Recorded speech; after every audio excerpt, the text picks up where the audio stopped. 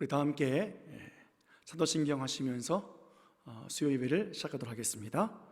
전능하사 전지를 만드신 하나님 아버지를 내가 믿사오며 그 외아들 우리 주 예수 그리스도를 믿사오니 이는 성령으로 잉태하사 동정녀 마리아에게 나시고 본디오 빌라도에게 고난을 받으사 십자가에 못 박혀 죽으시고 장사한 지 사흘 만에 죽은 자 가운데서 다시 살아나시며 하늘에 오르사 전능하신 하나님 우편에 앉아 계시다가 저리로서 산 자와 죽은 자를 심판하러 오시리라. 성령을 믿사오며 거룩한 공예와 성도가 서로 교통하는 것과 죄를 사하여 주시는 것과 몸이 다시 사는 것과 영원히 사는 것을 믿사옵나이다. 아멘. 찬송가 490장 찬양 올려드리시겠습니다. 490장입니다.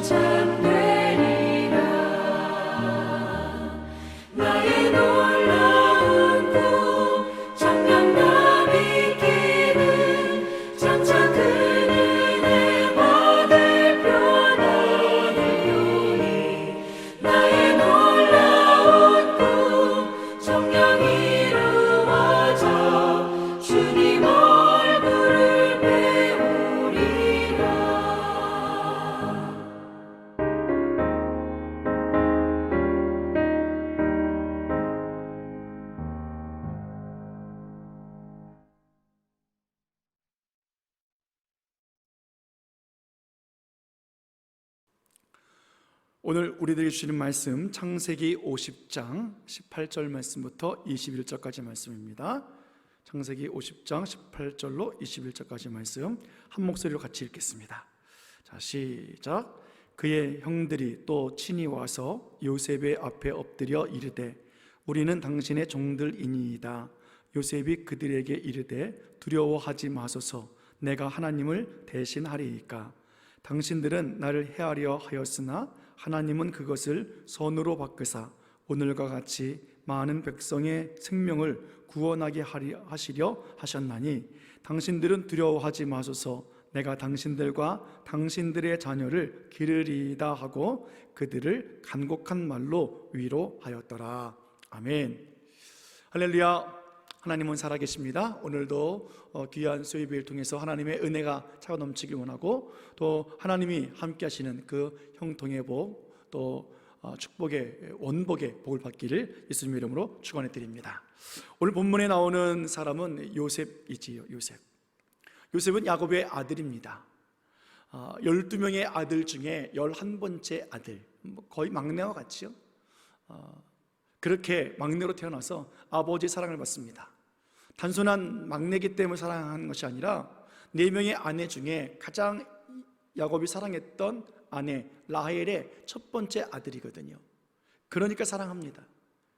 그러던 그 사랑도 좋은데 더 큰 사랑을 받을 수밖에 없었던 이유는 그 라헬이 둘째 아들 베냐민을 낳다가 그만 죽고 말잖아요. 그러니까 사랑하던 아내의 첫 번째 아들, 비록 11번째 아들이지만 그 아들을 사랑할 수밖에 없는 거지요.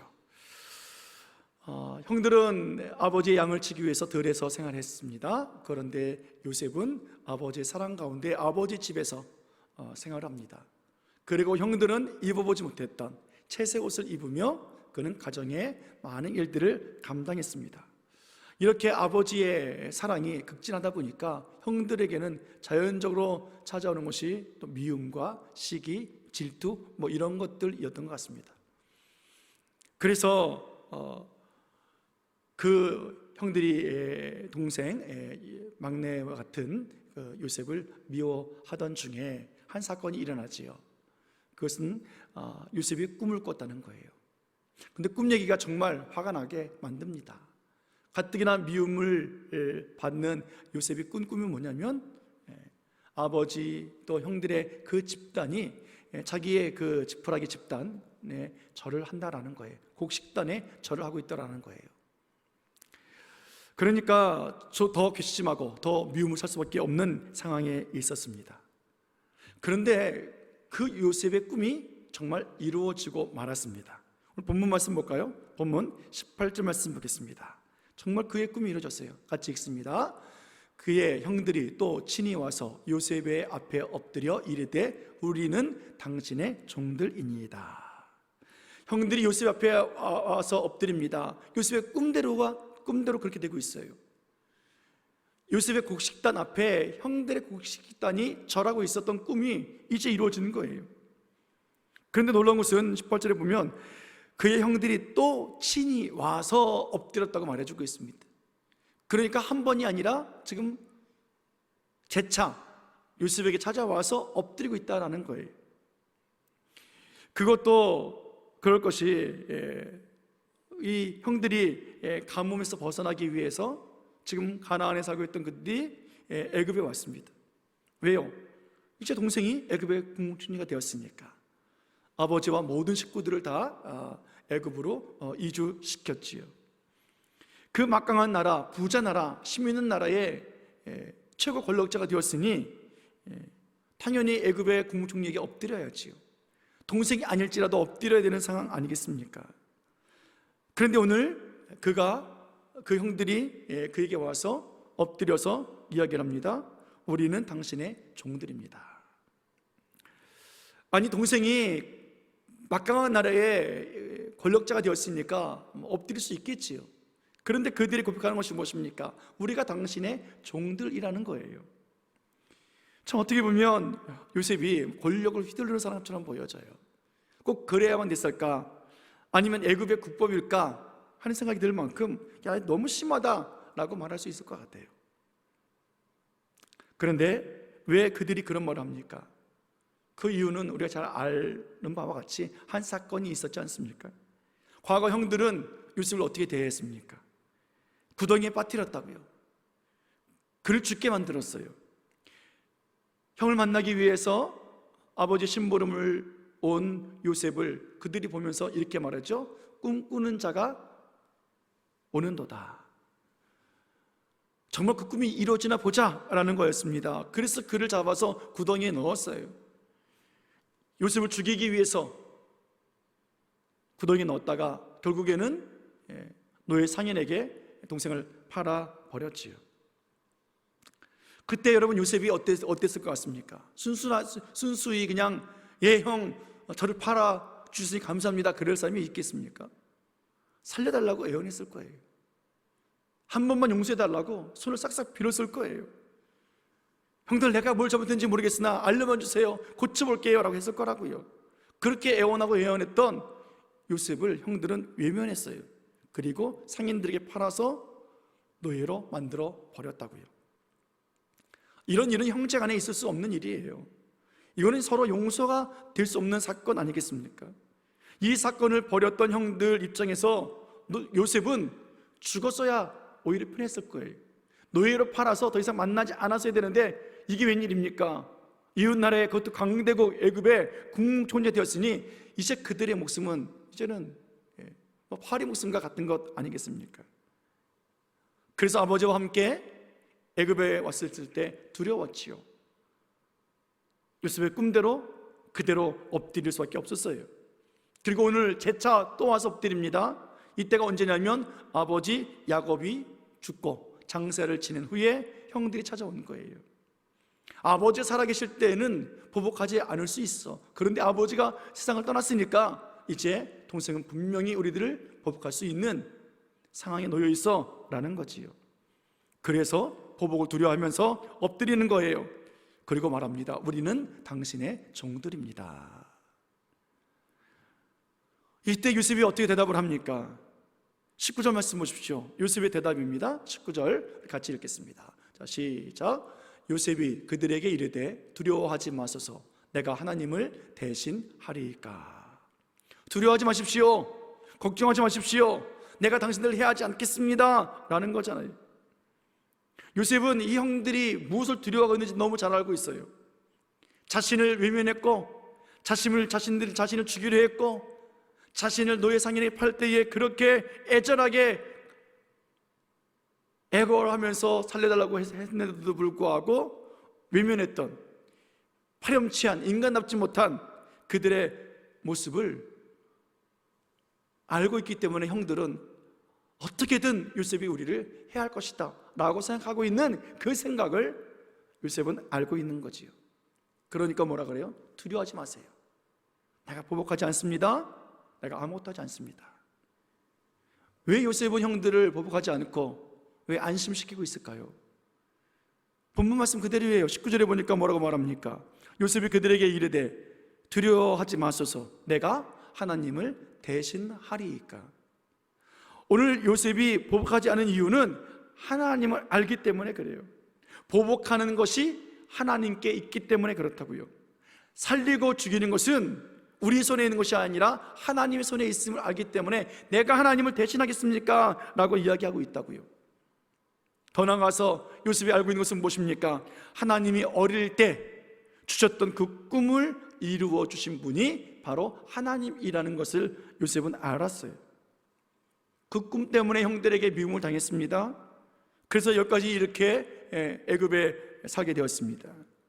그러나 그 꿈은 하나님께서 요셉에게 주신 것이기 때문에 형들이 요셉을 미워하고 시기하고 질투하고 파렴치한 방법으로 그를 팔아넘겨도 하나님은 그 꿈을 성취하고 계셨다라는 사실을 요셉은 알고 있다라는 거예요.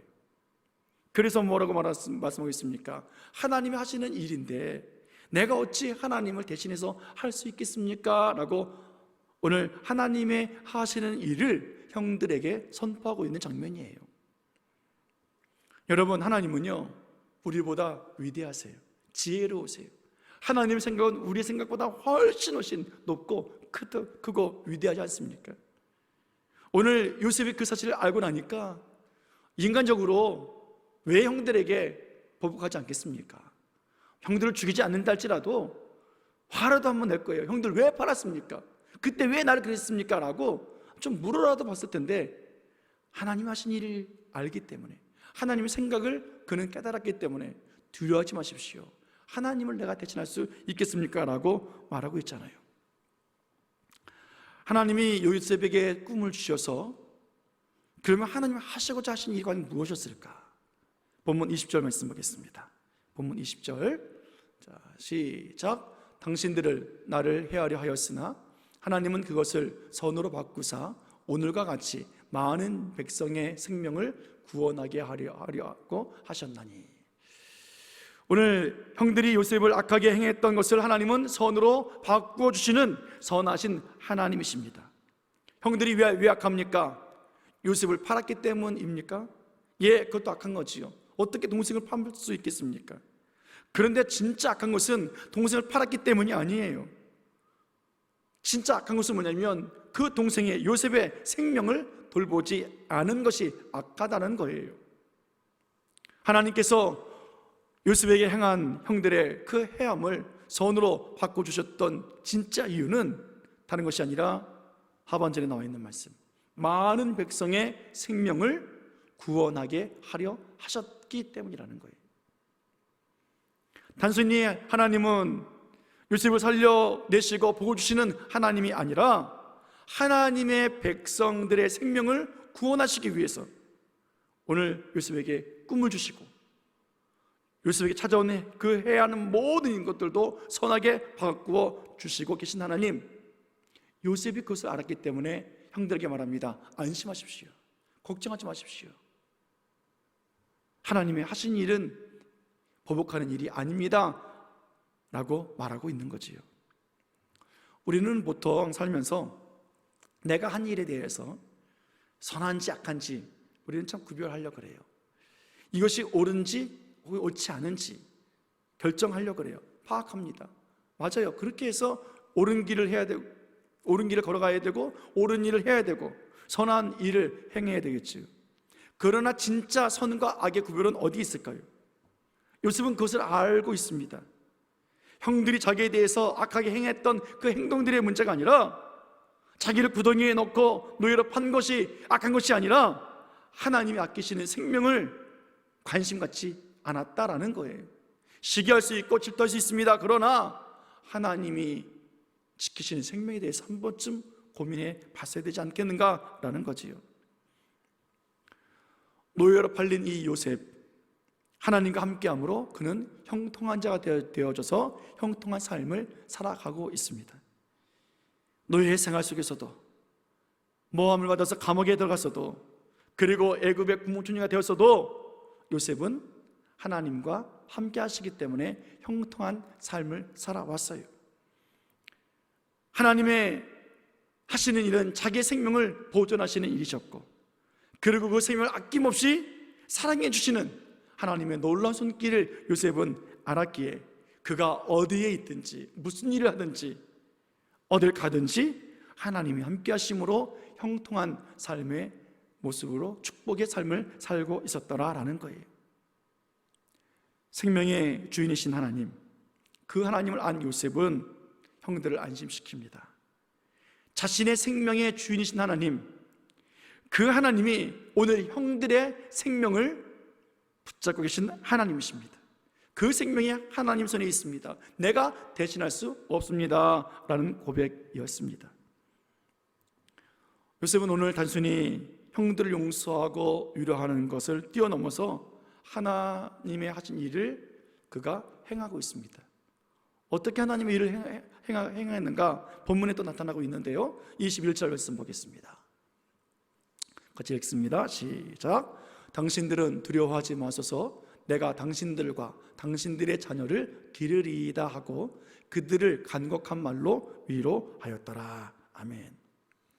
여러분, 지금 국무총리가 이렇게 얘기를 해요. 내가 당신과 당신들의 자녀를 기르겠다.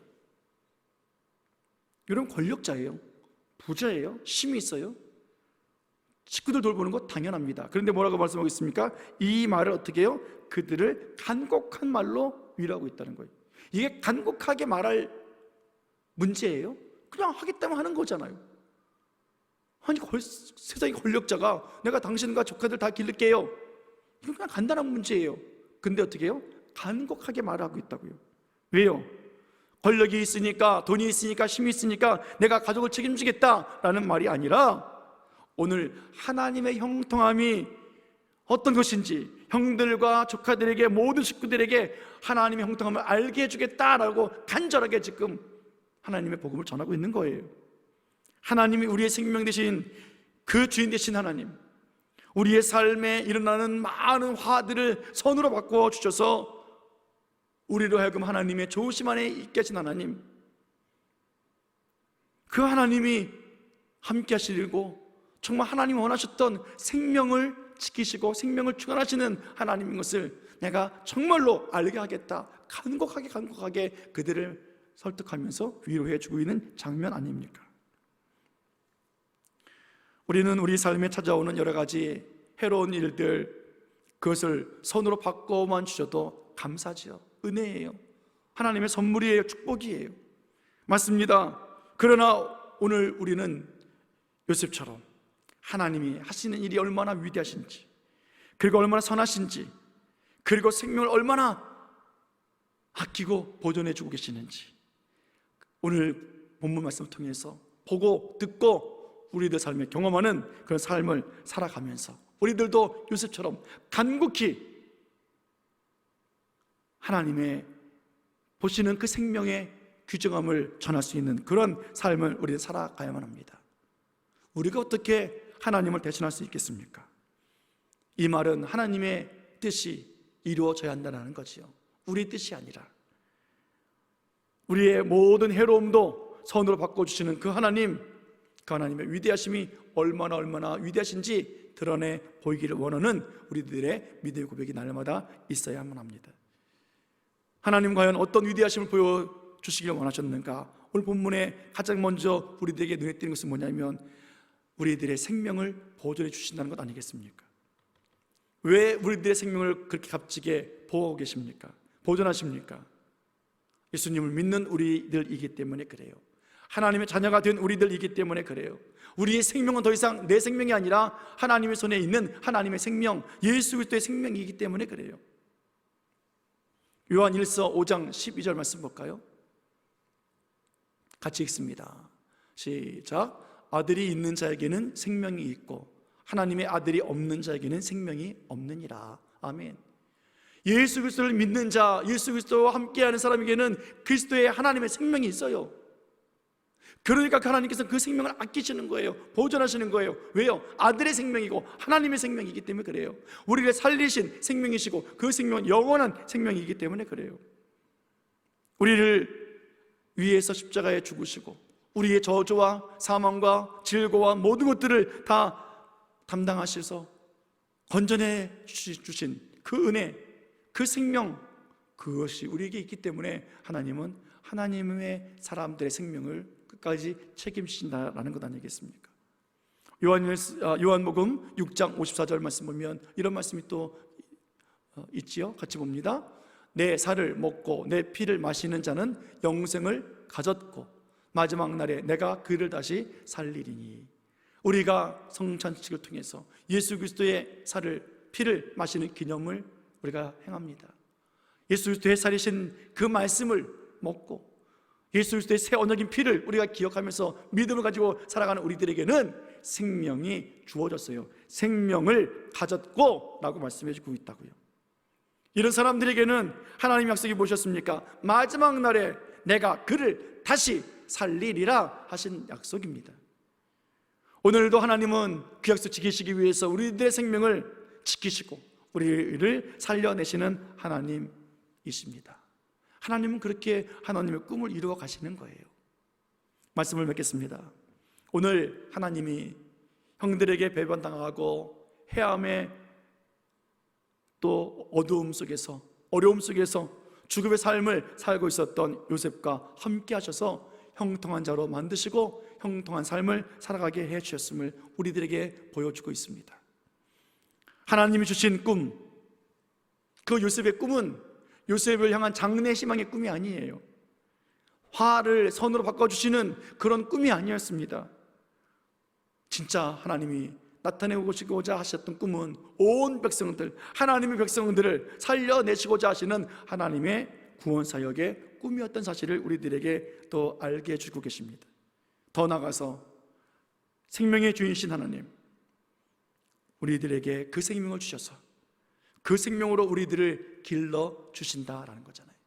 요셉이 형들과 온 자녀들을 내가 기르리이다. 간곡하게 위로했던 것처럼 오늘도 살아계신 하나님, 우리를 위해서 중보하시는 그 예수 그리스도께서 우리들에게 생명 주시고 우리들을 또 길러내시기 위해서 오늘도 쉬지 않고 일하시는 하나님 되어 주셨습니다. 이 하나님과 함께하는 자는 형통한 사람이에요. 어디를 가든지 무슨 일을 만나든지 형통한 자가 됩니다. 왜요? 하나님은 오늘도 하나님의 꿈을 우리들에게 주셨고 우리의 생명을 지켜주시고 우리를 길러주시는 아버지이시기 때문에 그렇습니다. 이런 은혜가, 이런 또 비전과 꿈이, 그리고 하나님의 성취하심의 축복이 우리들에게 함께 있고 하나님이 언제나 함께 하심으로 말미암아 요셉과 같이 형통한 자의 삶을 살고 오늘도 하나님이 함께 하시고 하나님의 그 생명이 우리 안에 있음을 믿고 그 생명 안에서 또 그 생명이 하나님의 백성들로 하여금 퍼져나갈 수 있는 그런 하나님의 길러내심의 은혜가 있는 삶을 살기 위해서 간곡하게 위로하며 또 한마음 한뜻 되어서 살아가는 우리들의 삶이 되어져서 두려운 인생이 아니라 감사의 인생, 형통한 인생이 되어지기를 예수님의 이름으로 간절히 축원해 드립니다. 축원합니다. 기도하시겠습니다. 고마우신 아버지 하나님, 감사합니다. 동생을 팔았던 형들은 두렵습니다. 아버지가 세상을 떠난 이후에 더 두려워서 찾아와서 우리는 당신의 종들입니다 라고 고백하며 보복을 두려워하고 있습니다. 그러나 하나님 아버지, 요셉은 하나님 어떻게 하셨는지 압니다. 하나님은 자기의 꿈을 이루어주신 하나님, 그 꿈은 하나님의 꿈이었고 그 꿈은 화를 선으로 바꿔주시는 그 은혜뿐만이 아니라 하나님의 백성들을, 그 생명을 구원해내시기 원하셨던 하나님의 그 꿈을 이루어 주셨으니 감사합니다.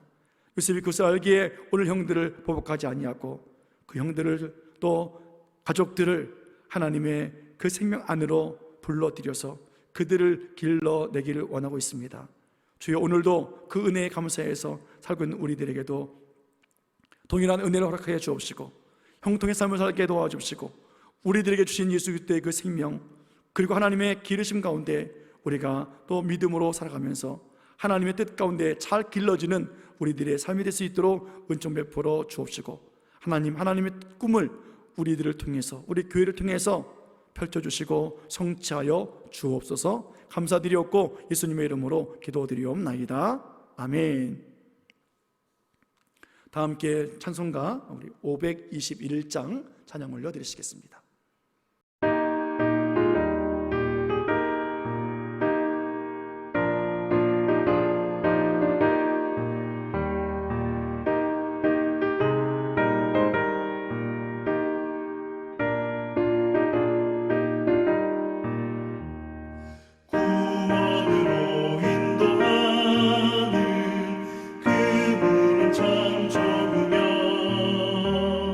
생명으로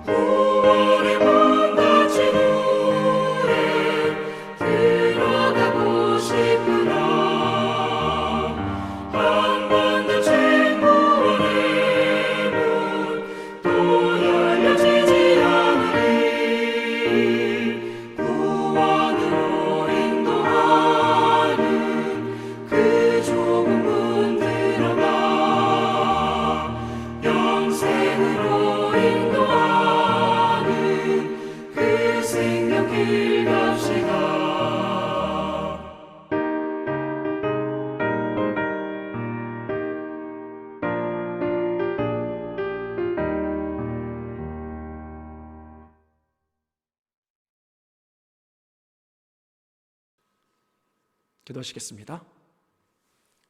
지금은 우리 구주 예수 그리스도의 은혜와 아버지 하나님의 크신 사랑하심과 성령님의 감화 감동 역사 충만하신 은혜가 하나님께서 요셉에게 꿈을 주셨듯 우리들에게 하나님의 꿈과 비전을 주시고 하나님께서 그 꿈을 이루어 가셨듯 우리들을 통해서 하나님의 그 비전이 꿈이 이루어지고 그래서 하나님의 백성들의 생명을 보호하시고 하나님이 길러주시는 그 은혜 속에 형통함 속에 살기 원하시는 하나님의 놀라운 축복과 말씀과 이 말씀을 믿고 살아가는 형통의 삶 위에 이제로부터 영원토록 항상 함께 있을지어다. 아멘. 우리 계속해서 함께 우리 기도하는 시간 갖겠습니다. 지금 우리 교육자들이 또 선교지에 교회를 세우는 일에 또 선교지 교회 선정을 위해서 출타 중에 있고요. 또 내년에 우리 교육부서 학생부 청년부가 또 선교지에 가서 또 수련을 합니다. 이 모든 사역들을 위해서 하나님의 꿈이 이루어지고 또 하나님께서 우리뿐만이 아니라 그 필리핀 지역에 있는 많은 영혼들을 살려내시고 그들을 기르시기를 원하시는 그 하나님의 마음을 또 담고 기도하는 시간 갖기를 원합니다. 다 함께 우리 동성으로 기도하도록 하겠습니다. 기도합니다.